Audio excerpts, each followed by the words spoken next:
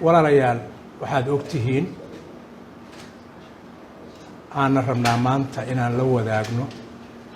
dhammaan shacabka reer Galmudug shacabka Soomaaliyeed iyo caalamkaba inaan soo gudbino natiijo wanaagsan oo laga gaaray wada hadalkii u dhaxeeyay dowladda federaalka wafdigoodii uu hogaaminayay ra'iisul wasaaraha mudane xasan cali khayre iyo dowlad goboleedka Galmudug oo uu hogaaminayay sheekh maxamed shaakir halkaan shirarkii ka dhacay afgarad wanaagsan oo laga gaaray aan rabaa inaan si kooban u soo gudbiyo maadaama waqtigu yar yahay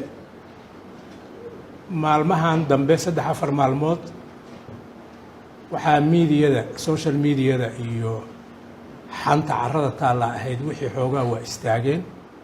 qaarna waaba ku sii dareen waxay yiraahdeen gadaalay u noqdeen waxaan rabaa maanta halkaan inaan ka cadeeyo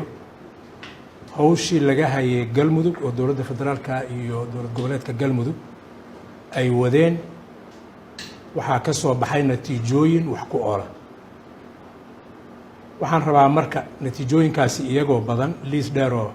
hadda qoran aan halkaan ku hayn inaan u hormariyo qodobada amniga iyo isku dhafka ciidanka afgarada laga sameeyay in lagu xijiyo dib u heshiisiin dhammaan beelaha dega Galmudug nuxurkuna ahaado Galmudug inay ku heshiiso qodobka saddexaad oo ah doorasho ay ku dhisato dowlad Galmudug oo wax walba oo baahiya oo ay dowladnimo u qabaan ay ku helaan arrimahaas waxaan u malaynaa waa laga wada warqabay ciidamadii waa la isku wada dhafay isku dhafidooda wixii faahfaahina iyo howlgalkooda wasiirka amniga gudaha u jooga isla ducaale waxaan rabaa inaan sheego ciidamadii waa la isku daray labadii police labadii nabad sugid iyo shalay oo ay soo gabagabowday oo la isku daray military ciidankaas afgaradka gaarka ah oo laga gaaray waxa waaye in la isku afgartay ciidanka la isku daray inuu mas'uul ka yahay amniga magaala madaxda dowlad goboleedka Galmudug ee Dhuusamareeb fatrada hawshaan la wadaa ay socoto inta laga gaarayo dowlad goboleed Galmudug leedahay oo la isku raacsan yahay oo awood u leh khadamaadka iyo horumarka Galmudug u baahan tahay inuu bixiyo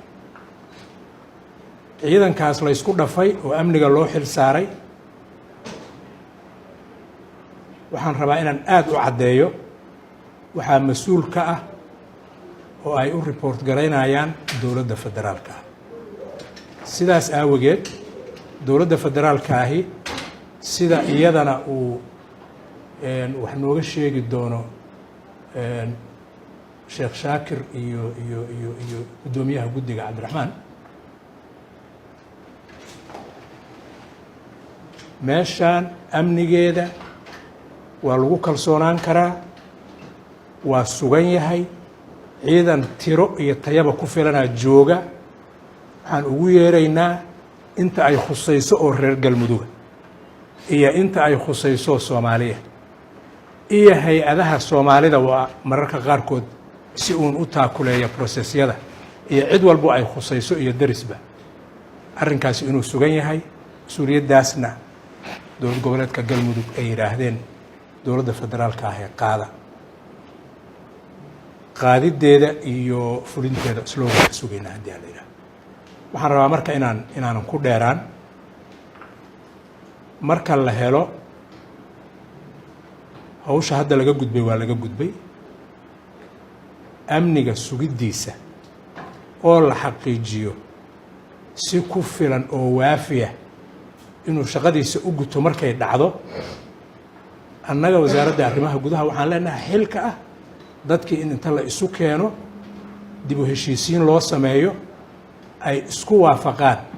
Galmudug in hore loo wado dhaqanka culimada dhalinyarada iyo haweenka bulshada reer galmudug oo dhan inay gacmaha isqabsadaan oo la yiraahdo waxa naga maqan oo tabeeno dhan dawladdii aan u daba fariisan lahayn aan samaysano labadaas process waxa iskala wasaaradda arrimaha gudaha dib u heshiisiinta iyo doorashada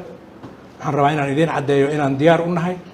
waxaan rabaa inaan idin cadeeyo guddigii dawladdu u magacowday arrimaha dib u heshiisiinta waa howlgalay Dr. Cabdiraxmaan Baadiyo waa idinkaga warrami doona halkaasaa arrinku marayaa xantu ha baxdo shuushku ha baxo waa la howlgalayaa muddo wiigyaal kooban ku simanna galmudug inay doorasho iyo dawlad aadaan aan aad iyo aad u rajaynaynaa